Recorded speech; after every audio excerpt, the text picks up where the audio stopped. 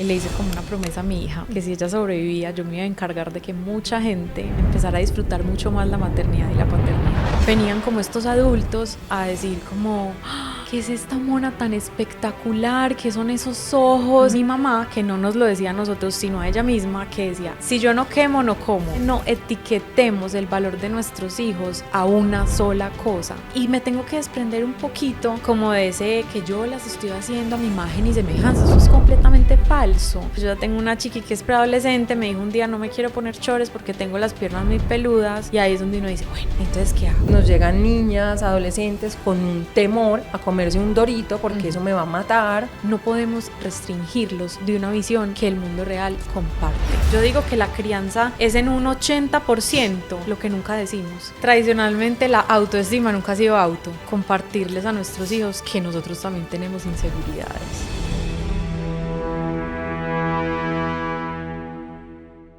Hola, bienvenidos a este nuevo episodio.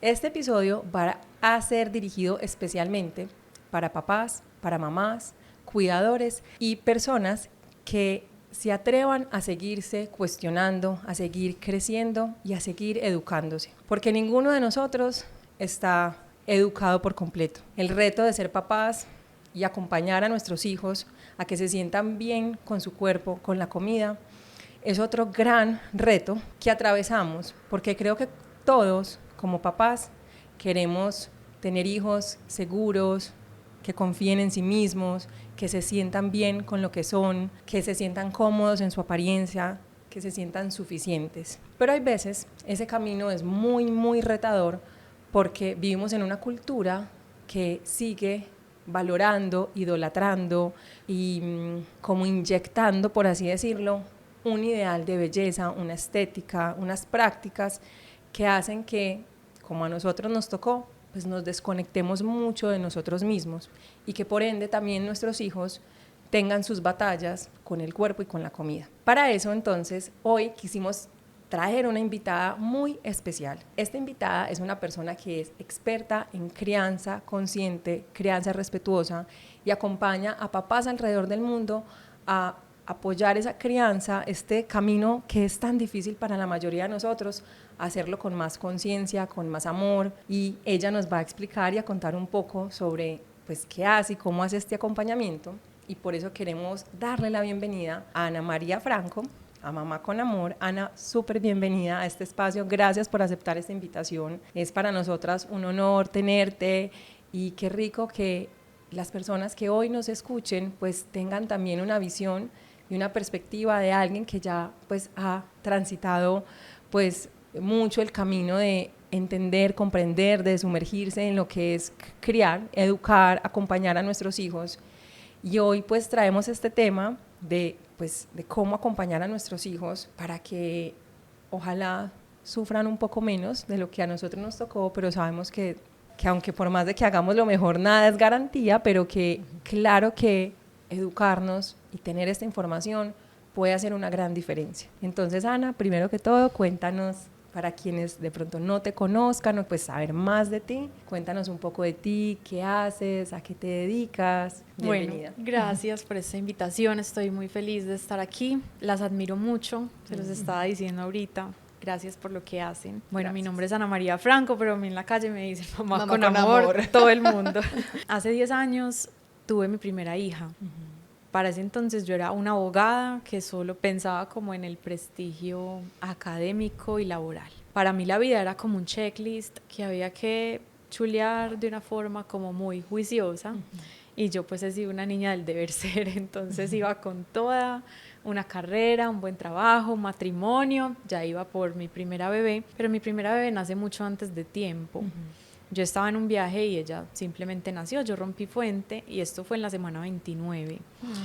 Nosotros como que no estábamos listos para ese momento, yo estaba muy ocupada en mi oficina, no había tenido tiempo de hacer el curso prenatal y entonces pues sí, o sea, tuve una hija en medio de el completo desconocimiento de la situación a la que me estaba enfrentando, además de que pues no sabía realmente qué era la maternidad, para mí era como algo más que había que hacer.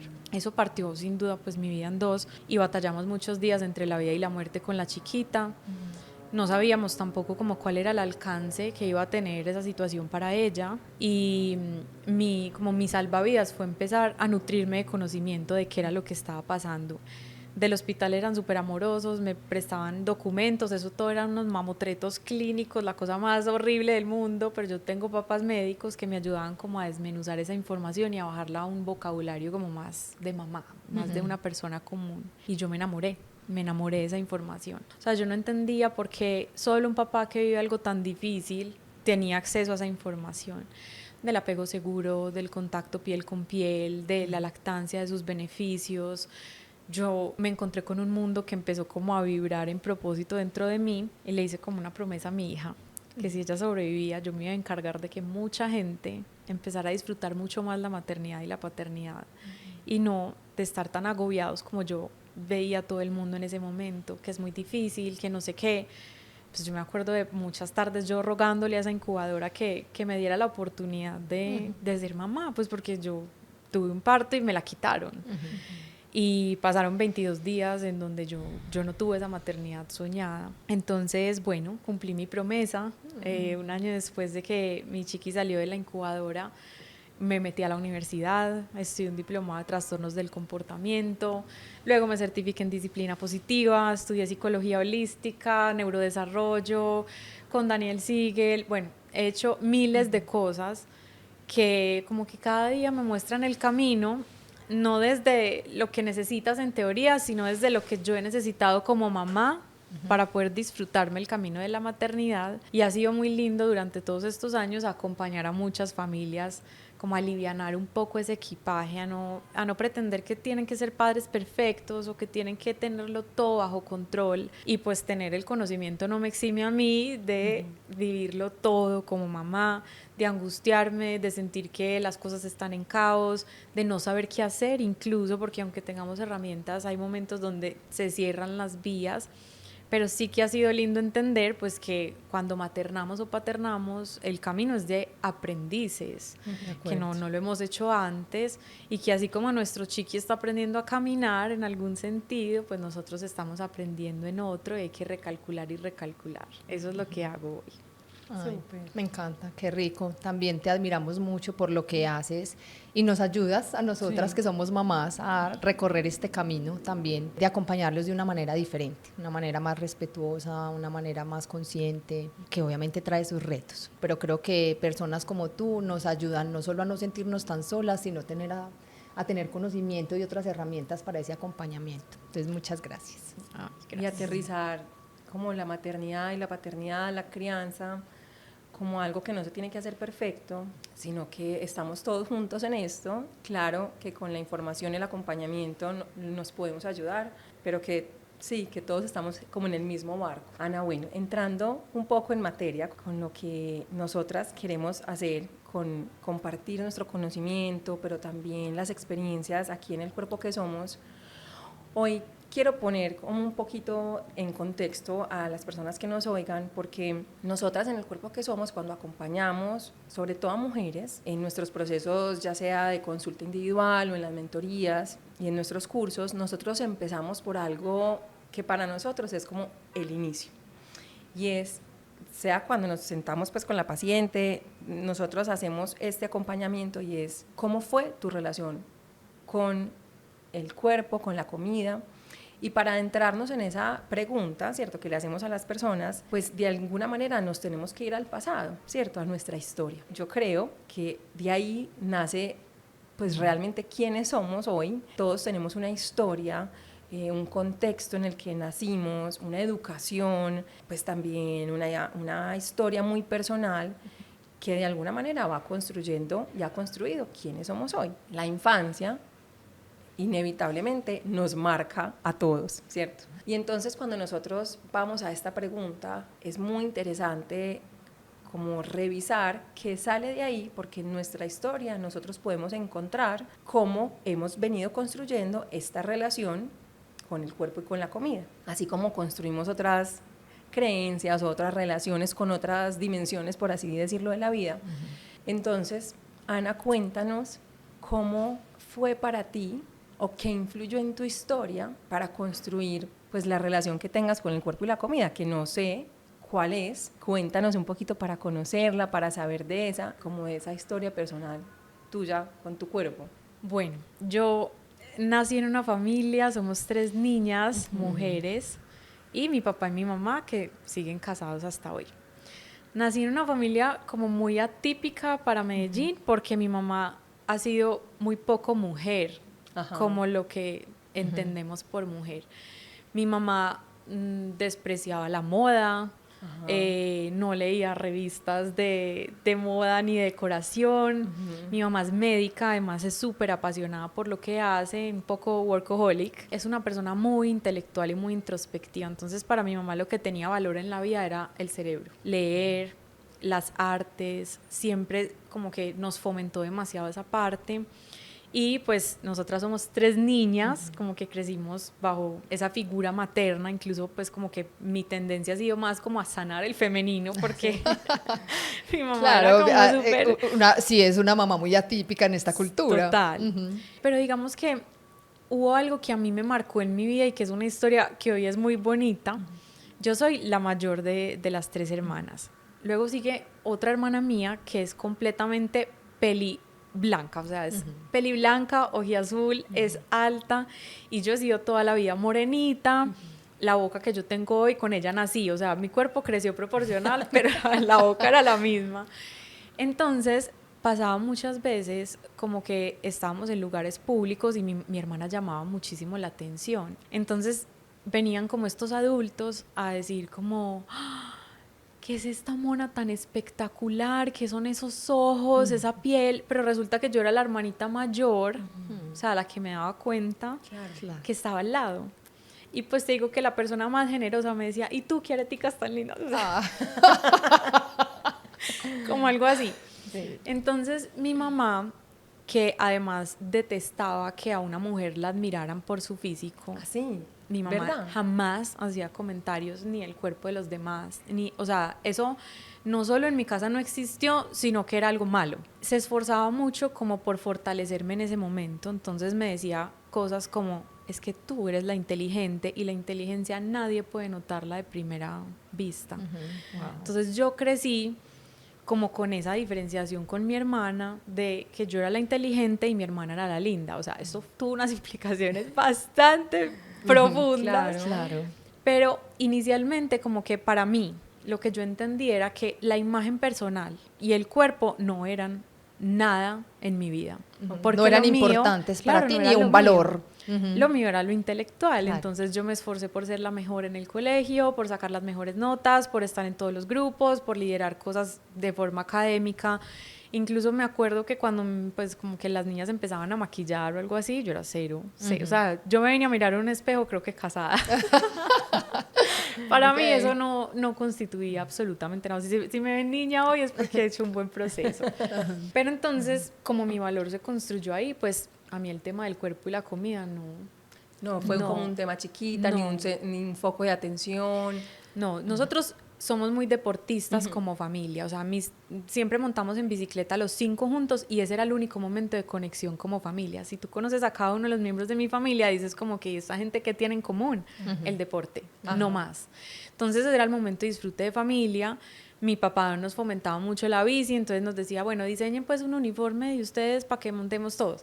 Y entonces mi papá se ponía el uniforme rosado, hecho por todas las niñas, con tal de salir en bici. Entonces el tema del cuerpo y la comida gravitaba alrededor del deporte, de suplementarse bien, o sea, comer un requerimiento para poder hacer deporte y de estar fuerte, de estar como vital, de que pudiéramos aguantar como la carga y la disciplina. Mucha disciplina, porque era deporte, pero nunca fue desde un lugar para vernos bien, sino simplemente para ejercitarnos. Entonces yo creo como que ahí yo le hice un buen escape a muchas de las cosas que yo noto en las conversaciones de las mujeres o que lesionan un poco esa imagen personal, y yo grande como que me di cuenta que eso era un tema. O sea, yo nunca como que vomité por la comida, nunca tuve como temas de no me puedo comer esto porque no, o sea, el único como rayón que yo identifico puntual de la infancia era mi mamá, que no nos lo decía a nosotros sino a ella misma, que decía, si yo no quemo, no como, Eso se quedó ahí. Ajá. Claro. Pero entonces para mi mamá era como que si tú haces deporte, te ganaste lo que te dé la gana. O sea, azúcar, puedes comer lo que te dé la gana siempre y cuando muevas el cuerpo. Entonces, ese es más o menos mi contexto. Claro, y que lo tienes presente, lo recuerdas, y sin embargo crees que ese único comentario de tu mamá que quizás hacía de vez en cuando no te marcó como en términos de tu relación con la comida. Claro, porque yo te oigo, Ana, y yo digo, pues creo que eres muy afortunada. Yo creo que las sé. pocas Exacto, mujeres lo sé. que ha crecido en una familia donde este no es un tema, porque en la gran mayoría esto es muy cultural, ¿cierto? Y nuestras mamás, nuestras generaciones pasadas también vivieron en esta cultura donde pues la apariencia sí es algo importante y es casi que un valor. Claro, como mujeres en una cultura pues todavía muy machista, donde pues las mujeres apenas estamos, por así decirlo, pues desde hace algunas décadas ya, pero donde ya podemos hacernos valer por otras cosas. Si revisamos la historia de la belleza, la historia de la mujer, pues siempre ha habido una fijación muy grande en que la mujer sea más, o se ha visto como su valor en la belleza, como un objeto de decoración, como un acompañante, una persona que debe estar más callada y el hombre es el que tiene las ideas, ¿cierto? Obviamente yo sé que esto ya ha cambiado mucho afortunadamente, pero sí la mayoría hemos venido de abuelas y mamás con un foco en la belleza y en la apariencia pues más grande. Yo quiero meter la Sí. cucharada ahí. Porque me ha pasado que en estas conversaciones con mis amigas es como, ay, qué afortunada. Pues como que, ay, no, tú no viniste con ese rayón en el Ajá. equipaje de los rayones. Pero también depositar el valor en el intelecto es una Trae su carga carga. muy Claro, pesada. total. O sea, ahí como que no podemos ponderar cuál de las dos cargas es tan pesada. Total. Yo me acuerdo de muchas veces estar pensando cuál comentario interesante es el que voy a soltar acá para poder valer en este grupo. Sí. Y tal vez maquillarse o verse mejor es más fácil que Sí, uno lograr sí. ser interesante en un grupo social. O cuando, por ejemplo, no sé, en la universidad yo di con un grupo de genios en donde competíamos por la beca y todos teníamos el promedio más de 4,7. Yo nunca me la gané. O sea, yo era la más mala de 11 compitiendo por eso, pero mi promedio era wow. Entonces, esa sensación de suficiencia que viene del intelecto no es menos o más valiosa que la que viene de la imagen personal. Y siento que hoy yo veo muchos papás muy preocupados porque vienen del rayón del cuerpo y de la apariencia, pero queriendo volcar las cosas al rayón intelectual. Y soy como, no, yo vengo de allá. Aquí Ese tampoco es el tampoco. camino. es como que podamos los padres y sobre todo nosotros mismos saber que podemos ser compasivos con todas nuestras facetas y que está bien preocuparse por cómo nos vemos con unas maneras sutiles y que está bien preocuparnos por qué cantidad de ideas y qué calidad de ideas vamos a producir, pero que no, definitivamente no etiquetemos el valor de nuestros hijos a una sola cosa, así sea el inteligente, el bonito, no, o sea, eso no, porque eso es lo que hace que realmente haya una sensación de insuficiencia o de competencia constante, bien sea porque es la imagen personal o bien sea porque es el tema académico y otros, o sea, deportivo, / social, / el bacán, lo que sea. Total, me hace demasiado sentido y te agradezco que lo hayas puesto sobre la mesa porque, claro, no hay uno mejor o peor, no hay una carga mejor por vivir que otra carga, ¿cierto? Creo que cada uno de nosotros carga como con su propia historia y con sus propios retos. Ana, mencionas algo muy importante, es el tema de las etiquetas, ¿cierto? Yo creo que como papás, pues a nosotras también todo el tiempo en el cuerpo que somos, nos dicen, pero bueno, entonces, ¿cómo le enseño a mi hija que su foco no sea en la apariencia? Quiero que me cuentes más un poco qué opinas tú de las etiquetas, sobre todo como en camino hacia... Claro, todos quisiéramos, soñamos, pues o por lo menos eso es lo que yo creo, o eso es lo que yo quiero para mi hija, ¿cierto? Que sea una hija desenvuelta, que sea una niña segura de sí misma, que sea una niña que confíe, que tenga criterio, que tenga, ¿cierto? Como capacidad de usar su voz para decir lo que quiere y lo que no quiere, pero que también sea una niña responsable, que sea una niña muy empática también, pero que no se olvide a sí misma, ¿cierto? Y entonces aquí mientras que voy hablando digo, claro, yo pues tengo un montón de etiquetas, ¿cierto? Que quiero para mi hija, quiero que sea una niña que no sufra por su apariencia y al mismo tiempo quiero valorarle sus capacidades físicas, ¿cierto? Su fuerza, su agilidad, Bueno, no sé, te estoy como aquí diciendo cosas al aire a ver qué surge de esto, pero como con el ánimo de quererte preguntar sobre las etiquetas en cuanto a esa crianza y cómo desde tu experiencia opinas que debería ser o qué nos aconsejas. Te entiendo. Sí. Bueno, ahí hay una tarea muy importante que pocas veces la hacemos, y es que como padres nos imaginamos a nuestro hijo como algo. Sí. Pero resulta que ese hijo no es ese imaginario. Y ahí es donde empezamos a etiquetar. Empezamos como a sobre prejuiciarlo y a decirle que así no es. Entonces, esa primera tarea de los padres es conocer a nuestros hijos, porque no sabemos quiénes son. Apenas cuando son muy pequeños estamos como mirando qué les gusta, cuáles son sus intereses, y empezamos como a desviarnos del camino. Cuando, por ejemplo, queremos que sea súper intelectual, entonces yo me acuerdo que cuando mi hija nació era como el bebé políglota, lo que estaba pues top, y entonces yo le ponía como los libros del bebé políglota, y mi hija era matada con el bebé políglota, entonces le encantaban los libros, pasar las páginas, repetir palabras, y pues como que yo creía que yo la amoldaba a mi imagen y semejanza. Pero luego llegó mi segunda hija y el bebé políglota, pues chao, o sea, eso lo mordía, lo llenaba de plastilina, pero pues eso nada de interés. Y ahí es donde uno empieza a hacer la etiqueta. Entonces, es que ella es muy avanzada y la otra es muy perezosa. Lo mismo, tengo una hija que es súper activa intelectualmente y otra que no ve una película quieta ni a bala. Entonces la ve al revés, hace vueltas estrellas, 8 vueltas canelas, y así es que ve la película. Entonces, depende de mis juicios, yo voy calificando a una y a otra como la juiciosa, la inquieta, la académica, la deportista, la mucho, callada, sí, la que habla. Y ahí es donde yo invito a los padres a que los conozcan y a que los reconozcan una y otra vez, para evitar caer en eso, porque todos somos un universo maravilloso. Entonces yo no puedo comparar a mis hijas ni siquiera conmigo y mis juicios, y me tengo que desprender un poquito como de ese que yo las estoy haciendo a mi imagen y semejanza. Eso es completamente falso. Y para eso yo invito mucho a los papás a que miren sus entornos. Yo, por ejemplo, soy súper afortunada porque tengo muchos amigos de muchas barras, de muchos intereses. Yo tengo un club de lectura que son amigas de más de 60 años. Tengo amigos de la música de toda la vida, que unos son hippies, otros hacen mil cosas. Tengo mis amigos abogados de la universidad, o sea, un montón de grupos. Y en la diversidad es que uno encuentra la riqueza realmente. Eso me hace pensar mucho como con la imagen personal, que siempre me lo he preguntado mucho, como, yo no quiero ser esa mamá que le imprime esto pues a sus hijas, porque mi hermana lo vivió, yo no, pero mi hermana sí. Claro, mira que somos hijos de la misma familia, es muy curioso. Claro.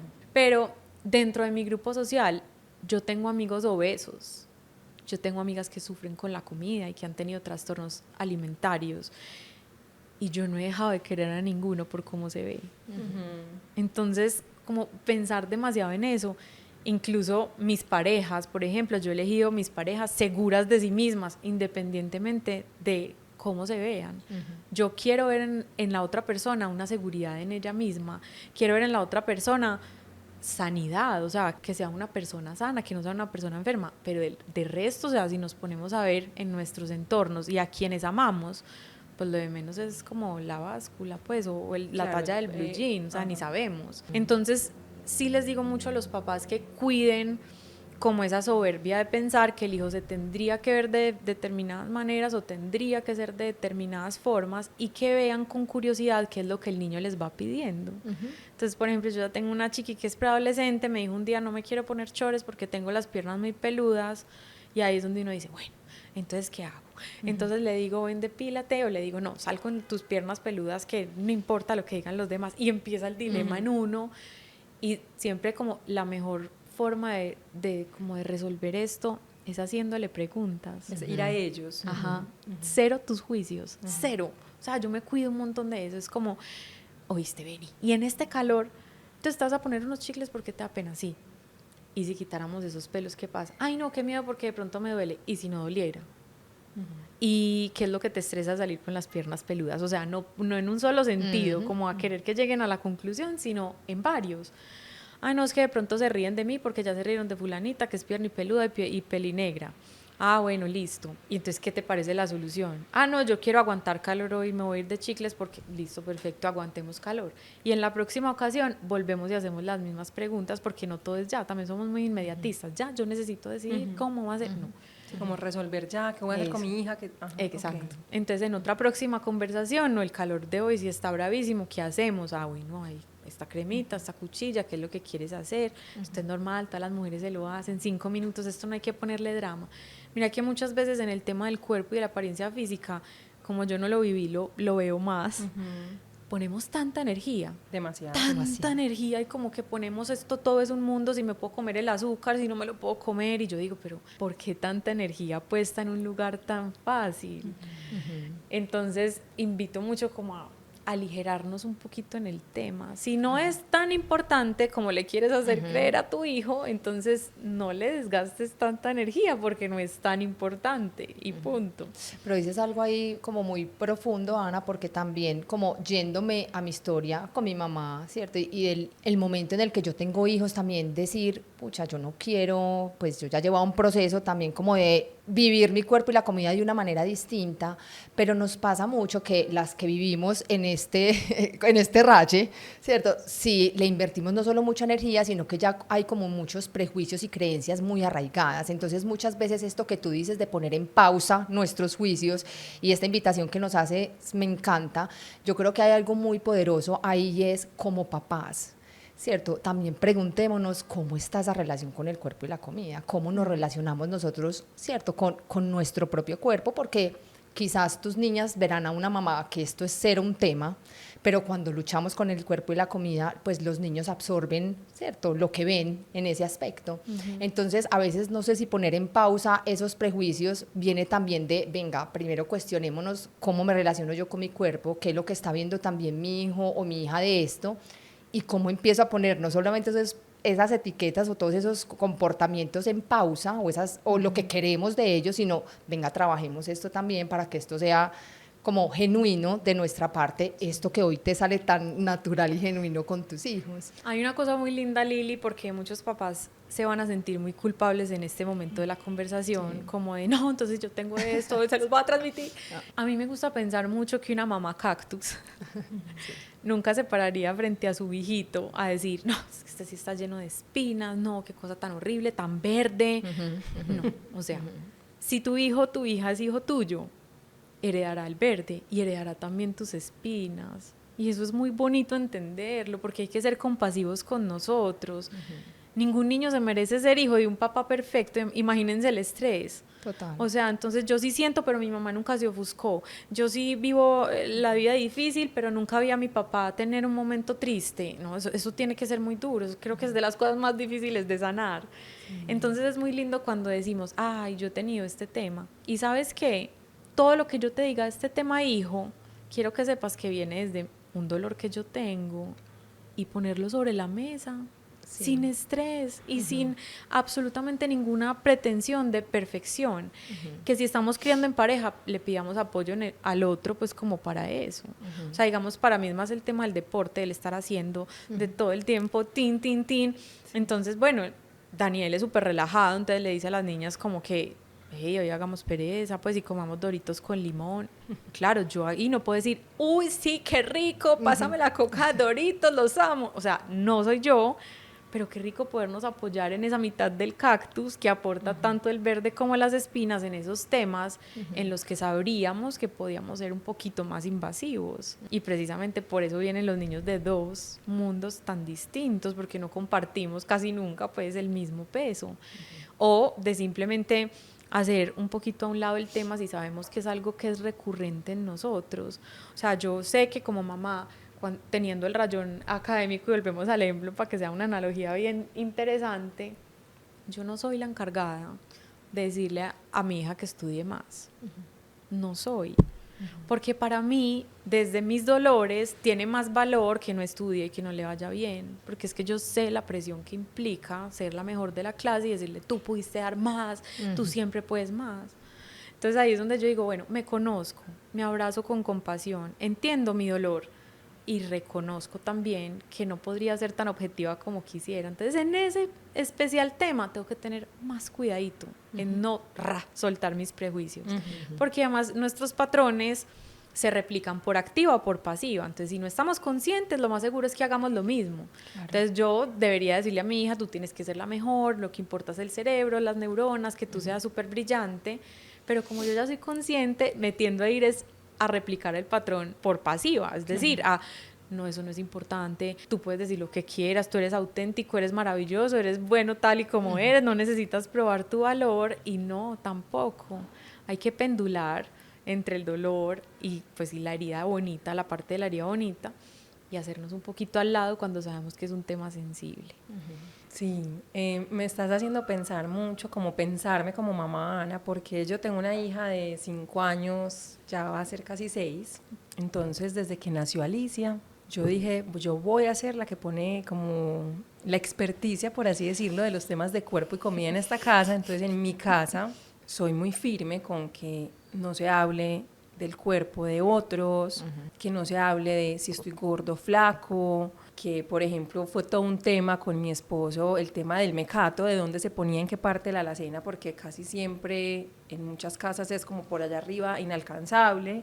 Y yo le dije, no, yo quiero hacer un experimento social, yo quiero hacer un experimento y ponerlo al nivel de ella, quitarle la presión de que es algo inalcanzable o que tiene que pedir permiso para comer, o quiero que esté ahí disponible, como también están disponibles las frutas y el yogur, y que habla la nevera y que ella vea que hay de todo, ¿cierto? Y que también nosotros en la casa comemos carne y zanahoria y puré de papa, ¿cierto? Lo normal. Y si alguien va a mi casa, pues por ejemplo, no sé, mi mamá le pegado unos cuantos regaños, yo ya como hija regañona, donde ella es muy acostumbrada a estar muy enfocada en la apariencia, así me crié yo. Entonces yo ya no quiero que eso sea un tema, entonces yo le digo, mami, pues, de esos temas no se opinan. Y bueno, y cuando te escuchaba, Ana, que ponía sobre la mesa de hagámoslo compartido, incluso ya con el hijo, desde mi dolor, pues obviamente yo no lo había considerado aún, pues porque mi niña todavía es muy chiquita, de hecho ella no sabe muy bien yo qué hago, ella sabe que yo trabajo en el cuerpo que somos, y yo trato de explicarle que soy psicóloga y que ayuda a los demás, pero no sabe más, ni por qué se llama el cuerpo que somos, ni nada. No sé en qué momento llegue, yo me digo a mí misma que yo, aún siendo la del cuerpo que somos, incluso con Lili lo hablamos, Lili también tiene una niña, un niño y una niña, yo le digo, aún siendo las del cuerpo que somos, eso no nos libra de que nuestras hijas tengan sus propias batallas. O hijos también. O hijos también, porque cada vez la presión hacia cierto físico también está como bombardeando más a los hombres también. No nos libramos, ¿cierto? Pero bueno, estaba pensando como en esto que tú dices. Mi esposo a veces me dice, con el experimento me dice, eso sí será bueno tener ese mecato ahí, es que mira cómo está mecateando, ¿cierto? Porque tiene días que mecatea más, como tiene otros días que ni voltea a mirar el mecato y se come sus comidas o lo que ofrezcamos también como algo media mañana, entre la variedad y el balance. Entonces estoy aquí pensando, pues porque, bueno, y también Lili y yo trabajamos mucho desde el cuerpo que somos con papás, que esto se les vuelve un tema, sobre todo en una cultura donde se volvió muy de extremos, ¿cierto? Sí. Como de, por un lado, esta cultura muy, no sé, muy fitness o muy saludable, donde en esta casa no se compra porque, no sé, los Doritos son veneno y eso tiene muchos colorantes y no sé qué. Entonces los papás tratando de hacerlo mejor con esa información que reciben, pero también vemos el impacto que eso está teniendo en los niños, porque entonces ya no es un tema solo de apariencia, ¿cierto? Como de, ¡ay, qué miedo a engordar o subir de peso!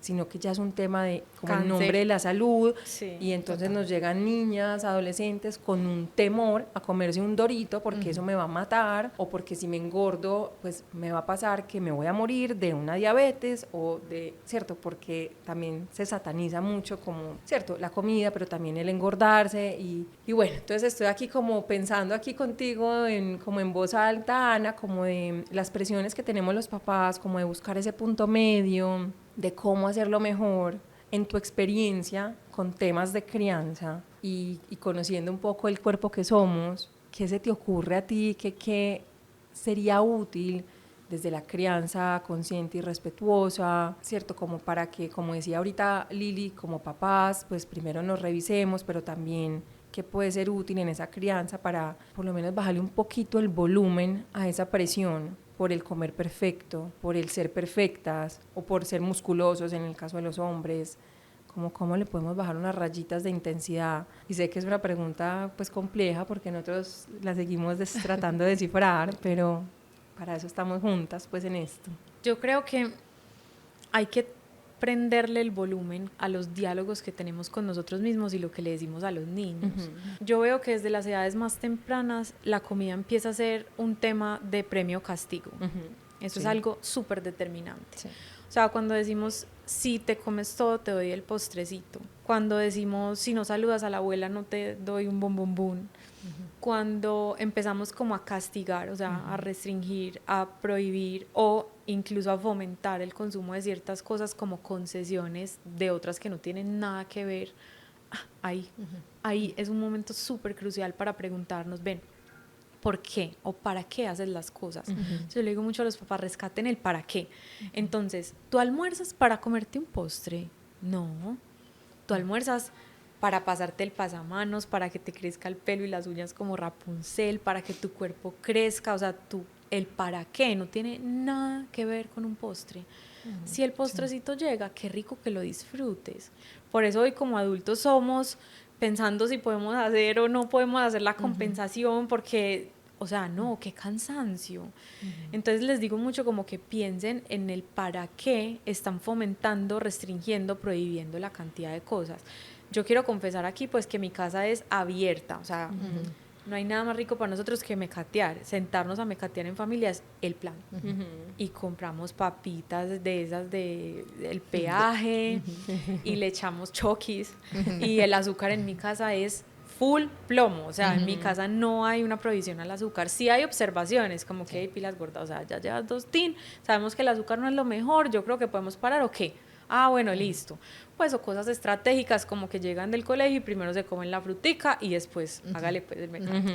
Pero lo que yo veo ya siendo mamá de preadolescentes es que las amiguitas y los amiguitos de mis hijas llegan a mi casa y saben que hay una alacena de mecato y es como la locura, o sea, como algo nunca antes visto. A mi mamá, pero tú no le vas a decir a mi mamá, me lo prometes, ¿no? Y yo me puedo comer otra cosa y son desesperados yendo y viniendo de la alacena.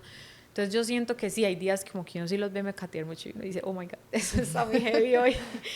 Pero que yo siento que si estamos preparando a nuestros hijos para el mundo real, y es acá donde va el tip, no podemos restringirlos de una visión que el mundo real comparte.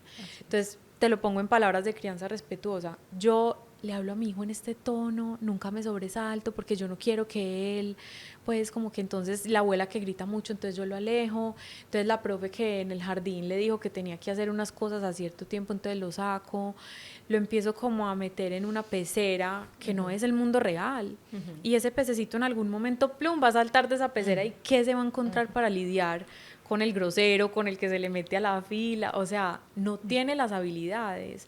Entonces yo invito mucho a los papás a pensar si somos entrenadores de los hijos para que se desenvuelvan sin nosotros en el mundo real, ¿qué les pudiera servir en ese sentido de comida? Entonces, ¿qué les puede servir? Hacer buenas elecciones. ¿Qué les puede servir? Pensar como en el balance. ¿Qué les puede servir? Conectarse con el momento de placer, que es la comida. O sea, a mí me impresiona como que yo veo niños que se sientan a la mesa y Pac-Man. Y yo soy como que, hey, ¿qué textura tiene esta cosa? O sea, ¿esto a qué sabe? ¿Esto está bueno o está podrido? Pues cuando las veo comiendo muy rápido y son como, ay, podrido. No, es que esto es un momento de placer. La comida es un placer. Todos los rituales de nosotros como seres humanos están alrededor de una mesa. Entonces esa relación tiene que ser, o sea, para mí una de las más fundamentales en el sentido de buenas. Entonces, si tú vas a entrenar a tu hijo para el mundo real, tienes que saber que en los cumpleaños hay docenas de kilos de azúcar, que la mamá de la amiguita tiene una alacena abierta y sabes que no la voy a cerrar porque venga tu hijo y tampoco te va a contar cuántas frunas se comió, pues esa no es mi responsabilidad. Y que también hay personas en la calle que le van a hacer comentarios acerca de su cuerpo. Esta semana nos pasó que una persona de edad la vio y le dijo, ay, tan linda como estás de flaca. Y ella es que, mami, qué cosa tan charra. Yo ahí dije, uy, lo estoy haciendo muy bien. Porque me dijo, qué cosa tan charra. Yo le dije, ¿por qué? Y me dijo, pues es que es como si dijera, ay, ¿cómo estás de pelicafé? O sea, nadie dice eso y yo, bien, o sea, vamos muy bien. Eso va a existir el comentario, sí, se van a querer meter en un vestido a los 15 que no les va a servir y que se les va a salir el gordo y lo van a llamar gordo. Pues sí, pero ¿cómo vamos a crear un diálogo interno en ellos que sea compasivo y bonito? Pues y también les hablo mucho de mis procesos en ese sentido. Yo hay momentos, por ejemplo, donde la viajadera, la trabajadera, mi cuerpo cambia y es normal. Y en este momento, que este año he sufrido muchas cosas, güey madre, eso no engorda ni a bala. Entonces les digo, miren estos huesitos, estoy tratando de alimentarme mejor, a ver si lo logramos, chicas, pero no es una batalla, es que el cuerpo es el reflejo de eso.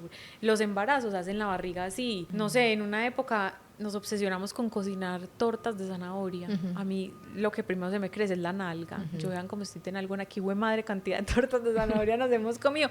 Juá, no es un tema que trasciende, no es un tema que hay que ponerle mucha atención, no.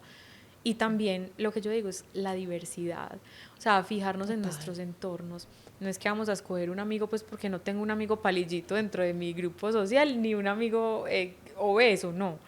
Pero muchas veces nosotros tenemos los sesgos tan arraigados que no nos hemos dado cuenta que hemos restringido nuestro grupo social a fotocopias exactamente iguales a nosotros. ¿Por qué? Porque agradablemente o visualmente nos validan. Y ahí es donde yo digo, ¿qué están viendo nuestros hijos? Un montón de familitas copy-paste, ¿de dónde van a aprender la diversidad?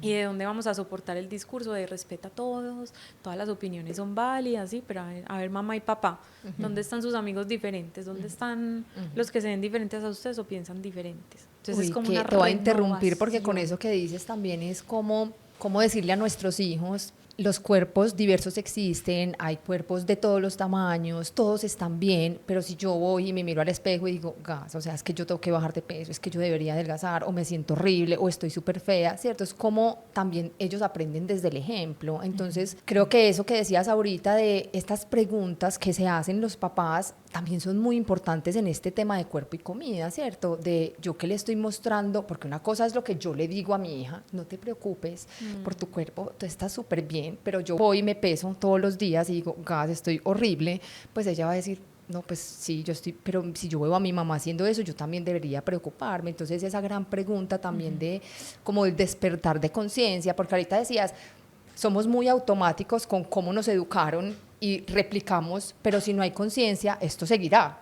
Mi mamá me decía tan linda, pues sí, yo crecí en un mundo donde pues yo me tenía que cuidar, yo era modelo, pues cierto, yo era la del calendario, la foto del calendario, para mí era importante la apariencia, pero ¿tú crees que yo algún día me pregunté si yo diciéndote que no te comieras eso porque te ibas a engordar, eso iba a ser algo tan malo? No había conciencia. Pues no había conciencia del impacto que le puedo dar a mis hijos con estos comentarios. Entonces sí creo que la conciencia y el ejemplo desde nuestras dinámicas familiares es muy importante. Y esa coherencia también. Sí. Y ¿sabes qué? Creo que es un buen termómetro en ese sentido, el disfrute. Ajá. Sí.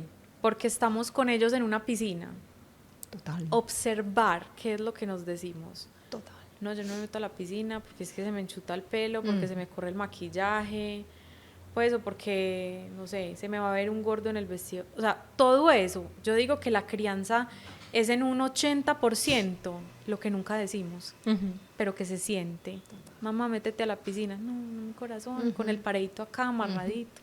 ¿Por qué? No, mi amor, ¿por qué no? A mí no me gusta meterme a la piscina. O sea, hay unos mensajes tan sutiles dentro de cómo actuamos y una incoherencia en nuestros discursos que es muy bonito, y aquí no para que nos sintamos mal, sino al revés, para que nos invitemos una y otra vez a que esa vida es posible, pero primero para nosotros. Y qué tan lindo que se los podamos transmitir a nuestros hijos desde la coherencia de lo que estamos trabajando en nosotros y no desde la carencia, pero tú lógralo. Sí.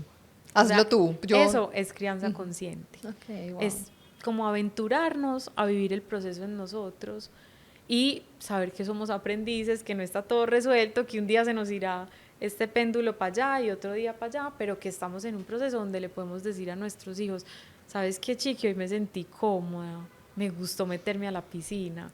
y estuve disfrutando contigo y me tiraste agua en la cara y sí estuve como en otras cosas tan chévere y puede que mañana no nos sintamos cómodas y nos amarremos el pareo, pero siquiera invitarnos al disfrute de lo que somos completamente. Hay una cosa súper automática que yo veo y es como tomémonos una foto y nos tomamos una foto, amigas, lo que sea, gas, salió horrible y ahí están todos los niños y es como que es gas.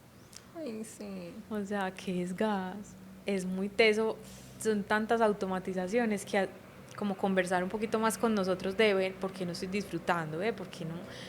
El disfrute es una brújula súper poderosa, como ese tipo de presiones. Ana, me hiciste pensar con ese ejemplo de la foto que creo que nos pasa, pues que puede pasar de manera muy automática, como tú lo dijiste, de manera muy frecuente, cuando nos tomamos una foto entre amigas o entre amigos, y que todas, ¿cierto? Como que nos ponemos a hacer la mejor pose o a mostrarme cómo salí y le hacemos suma a la foto y entre todas decimos, ay, no, fue esa foto, mira cómo me salió ese brazo, mira cómo me salió ese gordo, mira, no, mira cómo salí de fea, sin darnos cuenta que muchas veces ahí están nuestros hijos oyendo lo que decimos, lo que nos decimos, cómo nos tratamos entre otras. Entonces me hiciste pensar cómo incluso esta conciencia del lenguaje que utilizamos hacia nosotras mismas, como a referirnos frente a el cuerpo de otros, de nuestros propios cuerpos, las expresiones que usamos, cómo eso también va permeando, creando también ese lenguaje interno, ese diálogo interno que nuestros hijos pueden tener a futuro, ¿cierto? Y lo digo pues porque estudiando psicología y la importancia del uso del lenguaje, cómo tratamos a nuestros niños frente a todas las áreas de la vida, pero me hace pensar en cuanto a su relación consigo mismo, su relación con su autoestima, su sensación de autoconfianza, cómo el lenguaje que usamos permea eso, ¿cierto? Esa relación que eventualmente van a construir consigo mismos. ¿Qué opinas de esto? Mira que ese tema es fascinante.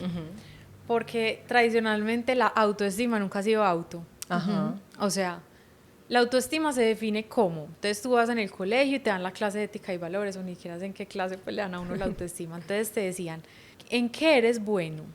Entonces uno decía, no, yo soy la mejor en educación física. Ah, bueno, listo. ¿En qué más? No, pues en la clase de arte. Entonces tu autoestima se edifica a partir de que tú eres la mejor en educación física y eres la mejor en clase de arte. ¿Es auto? No, es completamente comparada con quién es el peor para yo ser la mejor. O sea, es una cosa súper contradictoria. Entonces, si fuera auto y queremos sembrar la autoestima, es empezar a conectar a los niños con qué se siente rico para ti, qué se siente realmente placentero, qué se siente honesto, bonito, disfrutable, maravilloso para ti. Y entonces yo les pongo mucho el ejemplo, a mí me encanta cantar, pero que nadie me oiga. Solita yo en la no ducha. podría edificar una autoestima comparativamente con nadie. Con tu canto. Pero con tus me habilidades. fascina hacerlo, me encanta la música, soy de las que juego karaoke un martes a las 5 de la tarde, o sea, me encanta. Y siempre les digo ese ejemplo, esa no es mi autoestima, o sí puede ser mi autoestima, pero no es comparable con nada. O les digo mucho, un combinado así de comida que a mí me encanta es como que el ácido con el dulce, pues como un arequipe con unas moras o con unas fresas. Mis hijas pues, mami, ¿qué es eso tan horrible? Es que es mi gusto. Entonces ahí es donde decimos como que el autoestima, entre menos contaminado esté con el juicio del adulto, es auto. Pero si la estima depende de mirar el del lado, ver si es bueno en fútbol, si no es bueno, o sea, si es buena en tal cosa, si no, es muy triste. Yo les digo a ellas que cambien un poco como ese concepto comparativo por la autocompasión. Sí. Entonces, me encanta, o sea, entonces decimos mucho como qué es lo que tú disfrutas. Mi hija se salió de gimnasia olímpica siendo la mejor. ¿Por qué? Porque ya no disfrutaba eso, ya no le gustaba. Entonces, como papás muchas veces nos empeñamos ahí, es que es buena, sí es buena es porque lo ha disfrutado, pero de repente se desconectó de esto, pero no, yo como papá me empeño en que tú tienes que seguir porque mírala es la mejor, mira la profe y dice que ya tienes que estar en el equipo de competencia. No, conectemos más a nuestros hijos con esas sensaciones que ellos tienen y en gran parte con su autoimagen. Pues hay una situación puntual en mi casa, es que una de mis hijas se ve una bola acá en la frente, entonces la bola no existe, entonces se peina de lado pues como para taparse la bola, entonces Entonces yo como mamá me voy a empeñar en decirle la bola no existe, te peinas de para atrás, ven yo te peino y entonces le jalo el pelo. No, yo también cuido tu estima. Tu estima te dice que tienes una bola, pues chiqui, yo no te la veo, pero peínate así si te da la gana. No le imprimo un montón de energía a que no tiene la bola, que entonces ya está insegura, entonces que se va a peinar así. No, un montón de energía, no. ¿Por qué? Porque es una bobada. Ay, sí, en el momento en que le pregunte a una amiguita, ¿vos me des una bola? No, no, pues nada. En el momento en que tenga un novio, le va a decir, tiene la frente más linda que he visto en mi vida y se peinó para atrás. O sea, ya. Sí, me quedo pensando justo en cómo como papás, ¿cierto? Queremos como que ellos piensen de una manera distinta o casi que obligarlos a hacer lo que queremos que sean. Y me pasó con Juan Martín porque pues esta historia la he contado, pero Juan Martín nació con un párpado caído, pues el párpado le llega a la mitad, ese ojo no le abre. Bueno, sí o sí había que operarlo y mi preocupación era, pucha, este niño, pues, ¿qué va a hacer de este niño cuando esté en sus 12 años o más chiquito, con el bullying o con las críticas, ¿cierto? Y entonces yo decía, no, operémosle ese ojo, que ese ojo le quede perfecto y ya, me libro de todo lo que sucede pues con él en un futuro. Y pasaron los años, pues sí había que operarlo, pues porque médicamente necesitábamos que la pupila estuviera un poquitico más levantada. Entonces la oftalmóloga nos dice, pues a Juan Martín hay que operarlo más de una vez. Yo dije, bueno, esperemos a ver cómo se va desarrollando también su criterio, si es algo necesario lo haremos, ¿cierto? Y entonces Juan Martín empieza a crecer, yo intento como con esto que dices también del lenguaje, de no imponer muchas cosas, que Juan Martín sea con su ojo como es. Yo sí le digo, lo más importante es la funcionalidad de tu cuerpo, o sea, lo importante no es si tienes el ojo más abierto o más cerrado, es que tú es perfecto y eso es lo más valioso, ¿cierto? No importa cómo luzca. Les enfoco mucho o les intento recalcar mucho la funcionalidad del cuerpo más que su apariencia. Hoy en día Juan Martín tiene 10 años y está la opción de operarse. Yo digo, qué rico que se opere para que el ojo le quede igualito. Y él me dice, mami, no me quiero operar. A mí no me importa cuando me dicen pirata, a mí no me importa cuando me dicen ojipicho, pues son chistes y yo me lo tomo bien. A mí me importa es que yo veo bien por este ojo, pues yo no necesito, pues o a veces tengo que hacer así, pero yo sí estoy así, yo veo bien, para mí eso es lo más importante. Además que me encanta y me dice, esto me hace único. Ay, sí. Pues dentro de todos, nada, yo no veo a nadie que tenga el ojo así, esto me hace único. Entonces, el no imponerle, el yo querer que se opere, es lo que tú dices, es dejarlo ser y ver que también en esto de no enfocarme en su apariencia, te van a molestar, es que te van a hacer bullying, ¿cierto? Es como alejarme un poco de eso y hacer la pausa y decir, es él el que va a empezar a tomar sus decisiones de si quiere o no, pero me hiciste acordar mucho de cómo como papás a veces intentamos que ellos sean como nosotros queremos que sean y no, hay que entenderlos. Y yo creo que, Lili, pues para las papás que nos oyen, yo creo que quizás tu deseo era protegerlo, Claro. ¿cierto? Que él no se sintiera excluido o Claro. que no lo Claro, viene molestara. desde un lugar De un lugar, no quiero que hermoso. sufra, Claro, no quiero que exacto. sufra, Viene- que muchas veces pasa, Ana, también con este tema de la apariencia, que en estos procesos nos vamos dando cuenta que pues los papás por querer proteger a sus hijas, a sus hijos, no quieren que su cuerpo cambie o que sean unas personas con un cuerpo muy grande porque obviamente quieren protegerlos del sufrimiento. ¿Cierto? Pero todas las consecuencias que vienen de que yo quiero que mi hija sea una hija delgada, porque es que ese es el deber ser, y si es delgada, ella no va a sufrir en la vida, pues trae como consecuencias muchos conflictos y muchas dificultades a nivel pues, de salud física y psicológica. Exacto, ya sabemos que la delgadez no es garantía de Exactamente. no sufrimiento. Salud. Y de salud. Y de salud, además, exacto. ¿Saben qué le agregaría yo a lo que hemos hablado? Compartirles a nuestros hijos que nosotros también tenemos inseguridades. Total. O sea, a mí, pues con lo de la bola en la frente, yo le digo mucho, venga para acá. Y me quito la ropa delante de mi hija y yo le digo, mira, esta soy yo. Yo puedo salir de este cuarto y caminar por mi casa en pelota sin ningún problema. ¿Tú crees que a mí me gusta todo? Mami, ¿pero qué no te gusta? Yo, mira cómo me quedaron las tetas. Mira las imágenes que nos venden de las mujeres. ¿Se parecen? No, las mías no son operadas después de alimentar 2 niñas. Y me dijo un día, pareces un marranito de esos que van por la carretera en Toluque. Y yo, ¿quieres que me ponga 4 para que veas que es tal cual? Mi amor, la naturaleza es esta. ¿Tú crees que a mí me gusta? No, a veces yo digo, es que es muy fácil. Uno se va pues para allí y lo operan en 5 minutos y todo el mundo tiene eso y no importa. mi amor, estas son las mías. Y me atrevería a confesar en este podcast que no lo he hecho por ser mamá de niñas, porque es que ¿de dónde va a salir la coherencia entonces? Y cada vez como que yo digo, güey madre, bueno, pues como un poquito de firmeza, digo, no, esta soy yo radicalmente, yo soy una mujer que tuvo 2 hijas, que las alimentó, este es el resultado.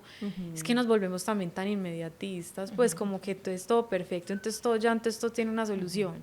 Si yo quiero que mis hijas aprendan a amar sus cuerpos como son, no puedo hacer eso, así de simple. Y no es de, por mi culpa, no, es de la autocompasión, de decir que de algo interno yo quiero sembrar en ellas, pues lo voy a sembrar en mí primero. Y qué es lo esencial en esta casa y en qué es lo que ponemos el foco de atención y qué es este montón de energía en esta pendejada. No, si me voy a mirar al espejo ya aprendí a alzar las manos y ya. Hacer un poquito. Las manos, no, a partir de acá ya no, manos arriba y listo. Ese día me miro, me admiro, ojalá estén ellas por ahí cerquita, me tiro picos y el día que esté bien aburrida con eso, pues se pone una camisa de mangala y ya, pasa nada. Total, Ana, has dicho cosas demasiado valiosas y yo tengo una curiosidad.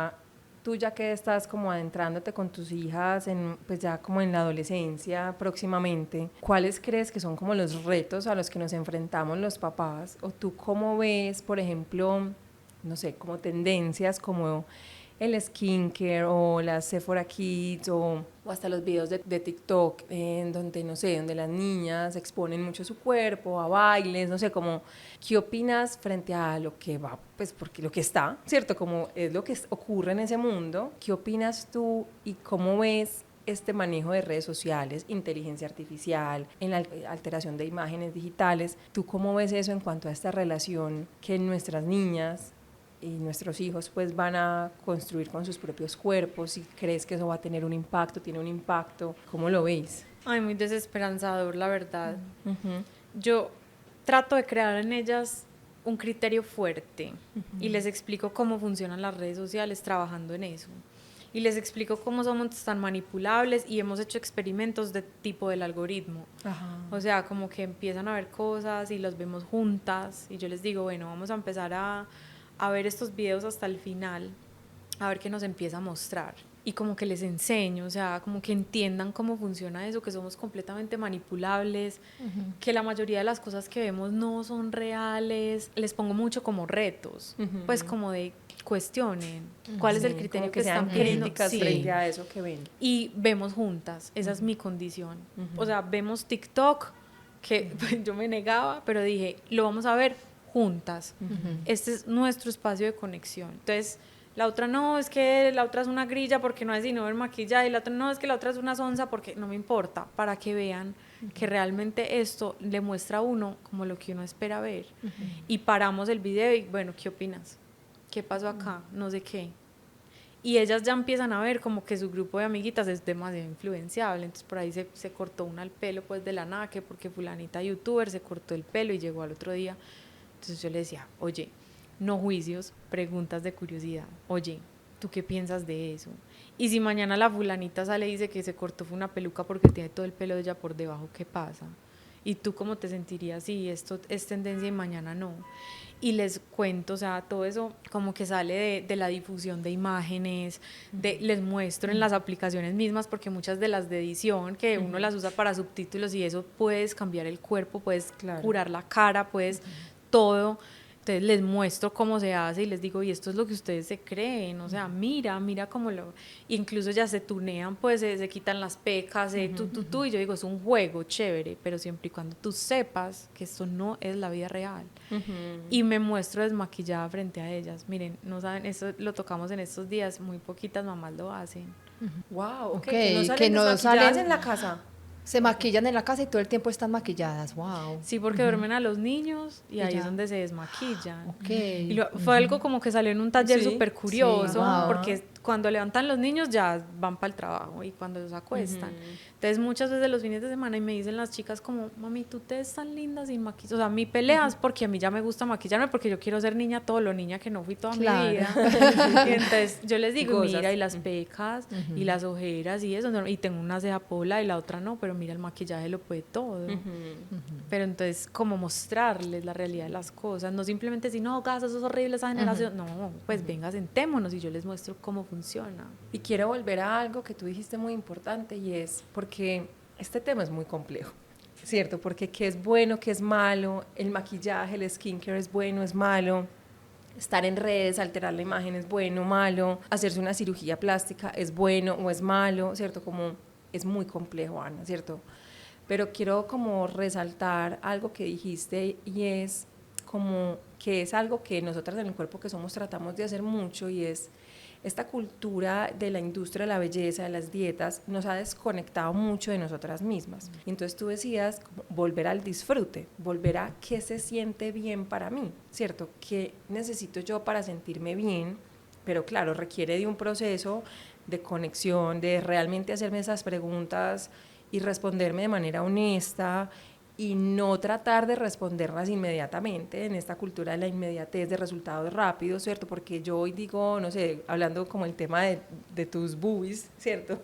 Tú dirías, no, ya, eso está horrible, me tengo que ir a operar, ¿cierto? Como uno diría, a ver, no, me voy a sostener, ¿cierto? Pues porque es una gran decisión en caso de tomar X o Y decisión, ¿cierto? Que requiere, pues, como introspección, ¿cierto? Pero quería resaltar y como volver a muchas cosas que nos has dicho en esta conversación, y es volver a conectarnos, qué se siente bien para mí, volviendo como a retomar.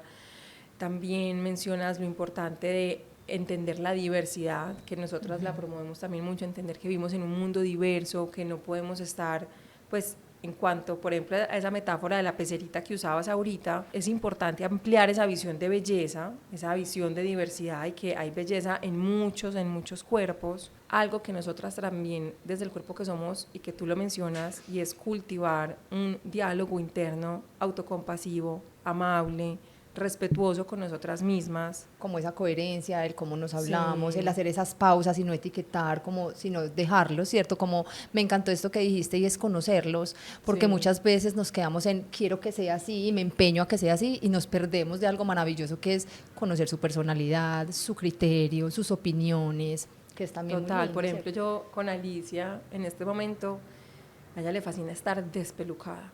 Y a mí me parece que divina cuando se hace peinados, ¿cierto? Se ve divina cuando se coge el pelo, así sea una cola de caballo. Yo digo, ok, muchas veces ella se va para clase de educación física o hace vueltas estrellas con el pelo, y yo le digo, Mona, si te coges el pelo, te puedes ver mejor, ¿cierto? Para hacer la vuelta estrella, pero también me encuentro ahí yo queriéndola, como que ella se vea como a mí me parece que se ve más bonita, y ella es, no, y quítame ese cholo, es que se siente incómodo. Entonces yo digo, total, me sostengo, ella está más cómoda despelucada, pues como que... Y pasa con la cola y con la pinta y con la ropa, total, y uno dice, ay, y yo digo, y sufro con sus combinaciones, porque sí, se viste toda de unicornio, y yo digo, mucho color en esa pinta, pero nada, me tengo que contener, porque claro, uno como papá, pero al mismo tiempo, mira, estoy hablando de temas de imagen, ¿cierto? De cómo yo quisiera imponerle que se peine o que combine más su ropa, y ella está queriéndose expresar, entonces también me encuentro ahí como diciendo, no, ella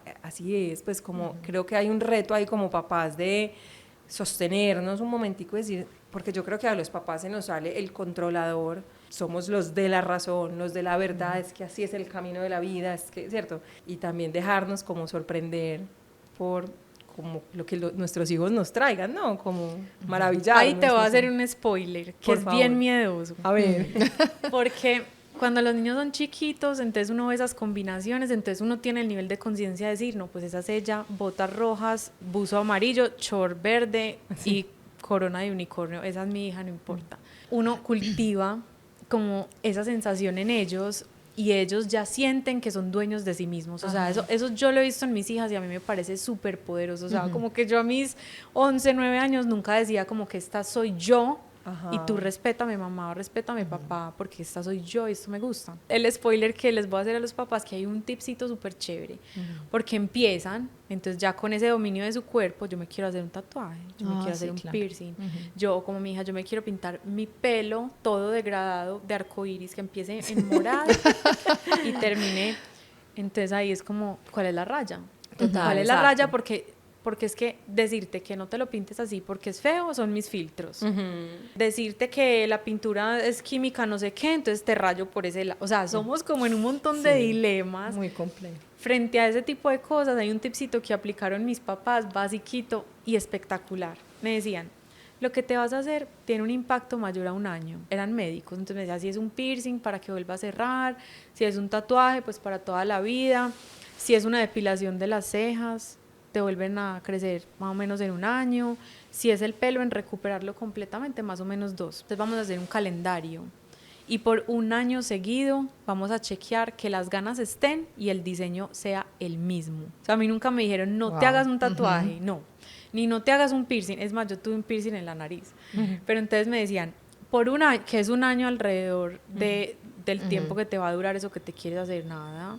Entonces, 1 año seguido me presentas el mismo diseño y un sí irrevocable.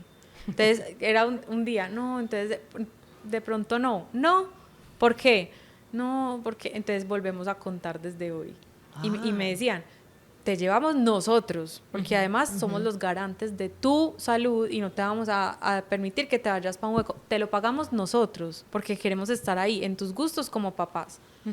Pero tienes que aguantar 1 año. Entonces, claro, yo no quería el piolín. No, pues el piolín dura 3 meses. Ya no, tache. No era, güey, madre, ¿Cuántos entonces no hay ahí volvía. con piolín? Pregúntame cuántos tatuajes nos hicimos mis hermanas y yo. Ajá. 0. Sí.